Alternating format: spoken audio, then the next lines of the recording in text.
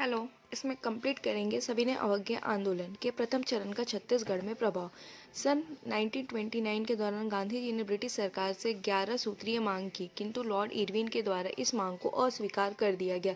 परिणाम स्वरूप भारतीय राष्ट्रीय कांग्रेस के लाहौर अधिवेशन दिसंबर 1929 में इस आंदोलन के प्रस्ताव को पारित किया गया, जिसके तहत गांधी जी ने 12 मार्च 1930 को साबरमती से पैदल यात्रा कर 24 दिन बाद 6 अप्रैल 1930 को डांडी, गुजरात से खंभात की खाड़ी के समीप एक स्थान पहुंचकर नमक कानून का उल्लंघन कर इस आंदोलन की शुरुआत की। हमारा छत्तीसगढ़ इस आंदोलन से अछूता नहीं रहा और छत्तीसगढ़ में जिलेवार कई व्यक्तियों ने इस आंदोलन का नेतृत्व किया, जो इस प्रकार है। तो देखेंगे छत्तीसगढ़ में आंदोलन के क्या क्या प्रभाव पड़ते हैं। तो कंटिन्यू करने से पहले वीडियो को लाइक करें, शेयर करें एंड सब्सक्राइब करना ना भूलें। अब देखते हैं यहाँ पे फर्स्ट जो आंदोलन था क्या था। कांग्रेस का लाहौर अधिवेशन कब हुआ था? 1929। अध्यक्षता कौन कर रहे थे? पंडित जवाहरलाल नेहरू। स्थान रावी नदी के तट पर, लाहौर। शामिल सदस्य, इस सम्मेलन में छत्तीसगढ़ से लगभग 50 कार्यकर्ता व नेता शामिल हुए, जिनके प्रमुख थे। रायपुर से प्रमुख कौन थे? पंडित सुंदरलाल शर्मा, नारायण राव मेघावाले और नथुजी जगताप। दुर्ग से ठाकुर प्यारेलाल सिंह, घनश्याम सिंह गुप्त। बिलासपुर से क्रांति कुमार भारतीय, गजाधर साव, डॉक्टर शिव दुलारे मिश्र, अमर सिंह सहगल। सेकेंड है प्रतिज्ञा दिवस का आयोजन। प्रतिज्ञा दिवस का आयोजन कब हुआ? 1930 में हुआ, 26 जनवरी 1930। विशेष क्या था? 26 जनवरी 1930 को संपूर्ण देश में प्रतिज्ञा दिवस मनाया गया, जिसके तहत छत्तीसगढ़ के विभिन्न स्थानों यथा रायपुर, बिलासपुर, दुर्ग, राजनांदगांव, जांजगीर चांपा आदि में राष्ट्रीय झंडा फहराकर प्रतिज्ञा दिवस का आयोजन किया गया। अब देखते हैं रायपुर में आंदोलन। रायपुर जिला कांग्रेस की स्थायी समिति की बैठक वर्ष 3 फरवरी 1930। अध्यक्षता कौन कर रहे थे? पंडित रविशंकर शुक्ल। अन्य सदस्य वामन राव लाखे, ठाकुर प्यारेलाल सिंह, यति यतन लाल, महंत लक्ष्मी नारायण दास, मूलचंद बागरी, माधव प्रसाद परगनिया, पंडित त्रेतानाथ तिवारी आदि। अब देखेंगे पूर्ण स्वराज सप्ताह अवधि 6 अप्रैल से 13 अप्रैल 1930। स्वरूप क्या क्या था? झंडा दिवस, बहिष्कार दिवस, पिकेटिंग दिवस, गांधी दिवस, महिला दिवस, गढ़वाला दिवस, राजबंदी दिवस। नेतृत्व करता है पंडित रविशंकर शुक्ल। सहयोगी सेठ लक्ष्मी नारायण दास, ठाकुर प्यारेलाल सिंह। कार्य योजना: राष्ट्रीय सप्ताह के दौरान धरना देना, बहिष्कार करना, स्वदेशी वस्तुओं का उपयोग इत्यादि। अब यहाँ पे कंटिन्यू करेंगे। नमक कानून तोड़ना कब हुआ था? तिथि क्या थी उसकी? 8 अप्रैल 1930। किसके द्वारा किया गया? पंडित रविशंकर शुक्ल। सहयोगी कौन थे? ठाकुर प्यारेलाल सिंह एवं महंत लक्ष्मी नारायण। अब देखेंगे रायपुर में राजनीतिक परिषद का सम्मेलन कब हुआ था? तिथि है 15 अप्रैल 1930। स्थान रजबंधा, रायपुर। अध्यक्षता कौन कर रहे हैं? सेठ गोविंद दास। यह सम्मेलन पंडित नेहरू की अध्यक्षता में होना था, किंतु नेहरू जी को इबादतगंज स्टेशन पर गिरफ्तार कर लिया गया। कार्यक्रम क्या था? 15 अप्रैल 1930 को महाकौशल राजनीतिक परिषद के सम्मेलन में पंडित रविशंकर शुक्ल ने हाइड्रोक्लोरिक अम्ल, जिसको क्या बोलते हैं HCl, व सोडा NaOH को मिलाकर नमक बनाया और इस कानून का प्रतीकात्मक रूप से उल्लंघन कानून तोड़ा। इस कार्य के सहयोगी सेठ गोविंद दास, द्वारका प्रसाद मिश्र, महंत लक्ष्मी नारायण दास और कौन थे?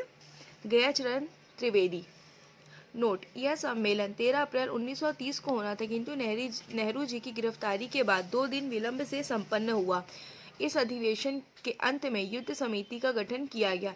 अब देखेंगे आंदोलन के प्रचार के दौरान पंडित रविशंकर शुक्ल को 28 अप्रैल 1930 को गोंदिया स्टेशन से गिरफ्तार कर जबलपुर जेल में डाल दिया गया। सम्मेलन में रायपुर अनाथालय के विद्यार्थियों ने केसरिया वस्त्र धारण कर भाग लिया। सम्मेलन के अंत में प्रांतीय संघर्ष समिति का गठन किया गया। अब देखेंगे फिर था कर ना दो और पट्टा मत लो आंदोलन कब हुआ? 1930 में हुआ। कौन से स्थान में? रायपुर व बिलासपुर। नेतृत्व करता ठाकुर प्यारेलाल सिंह, रायपुर से थे। गजाधर साव, बिलासपुर। छत्तीसगढ़ के 5 पांडव किनको कहा जाता है? रायपुर के इस आंदोलन को चरणबद्ध तरीके से संचालित करने में 5 व्यक्तियों का विशेष योगदान था, जिन्हें 5 पांडवों की संज्ञा दी गई। फर्स्ट, युधिष्ठिर की संज्ञा किनको दी गई? वामन राव लाखे जी को। सेकेंड है भीम, लक्ष्मी नारायण दास। थर्ड, अर्जुन, ठाकुर प्यारेलाल। फोर्थ, नकुल, मौलाना अब्दुल रऊफ, उपनाम महभी। और क्या है? सहदेव, शिवदास डागा। तो ये 5 पांडवों की संज्ञा दी गई थी। अब यहाँ पे कंटिन्यू करेंगे। धमतरी में आंदोलन। धमतरी में आंदोलन जो हुआ था उसके नेतृत्वकर्ता कौन थे? नारायण राव मेघावाले। विशेष क्या था? इनके क्रियाकलाप पंडित रविशंकर शुक्ल से मिलते जुलते थे। इन्होंने रासायनिक क्रिया के तहत नमक बनाकर इस कानून का विरोध किया। सत्याग्रह आश्रम की स्थापना स्थान धमतरी नत्थूजी जगताप के निवास पर वर्ष 1 मई 1930 को। स्थापनाकर्ता कौन है? पंडित सुंदरलाल शर्मा। उद्देश्य स्वयं सेवकों को सत्याग्रह के लिए प्रशिक्षण देने हेतु।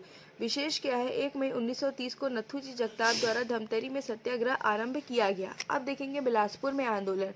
नेतृत्वकर्ता दिवाकर कार्लीकर के नेतृत्व में शराब दुकान के समक्ष धरना देकर इस आंदोलन का आरंभ किया गया। दिवाकर कार्लीकर को शराब दुकानों के समक्ष धरना देने के आरोप में गिरफ्तार कर लिया गया। आगे चलकर वासुदेव देवरस और ठाकुर छेदीलाल ने इस आंदोलन को गति प्रदान की। अब यहाँ पे देखेंगे सनिचरी पड़ाव। तिथि क्या थी? 17 अप्रैल 1930। किसको संबोधन कर रहे हैं? सेठ गोविंद दास। घटनाक्रम सभा के अंत में सलाइन वाटर से नमक बनाकर नमक कानून की अवज्ञा की गई। अन्य सदस्य बैरिस्टर छेदीलाल, शिव दुलारे मिश्र, अमर सिंह सहगल, यदुनंदन प्रसाद। जिला राजनीतिक परिषद 1930, स्थान टाउन हॉल बिलासपुर। अध्यक्षता बैरिस्टर छेदीलाल। विशेष क्या? इस बैठक में तिरंगा झंडा फहराने का निर्णय लिया गया। नोट 17 मई 1930 को ठाकुर प्यारेलाल सिंह की अध्यक्षता में जिला परिषद का गठन किया गया, जबकि बैरिस्टर छेदीलाल की अध्यक्षता में 3 दिनों के अथक प्रयास से बिलासपुर के टाउन हॉल में तिरंगा झंडा फहराया गया। 18 मई 1930 को क्रांति कुमार भारती के नेतृत्व में जुलूस निकाला गया। बिलासपुर जिला परिषद द्वारा 1920 से प्रारंभ की गई मासिक पत्रिका विकास के माध्यम से शैक्षणिक गतिविधियों का प्रचार प्रसार किया गया। अब देखेंगे बिलासपुर शासकीय स्कूल में झंडा फहराना। तिथि क्या है? 8 अगस्त 1930। अब यहाँ देखेंगे घटनाक्रम। सविनय अवज्ञा आंदोलन के दौरान बिलासपुर के शासकीय हाई स्कूल में तिरंगा क्रांति कुमार भारतीय ने फहराया था। विशेष है, यह झंडा 3 दिनों तक लहराता रहा, किंतु उसे पुलिस द्वारा उतारा गया। तब छात्रों ने घोर विरोध किया। इस कृत्य हेतु कालीचरण नामक व्यक्ति को कारावास की सजा मिली।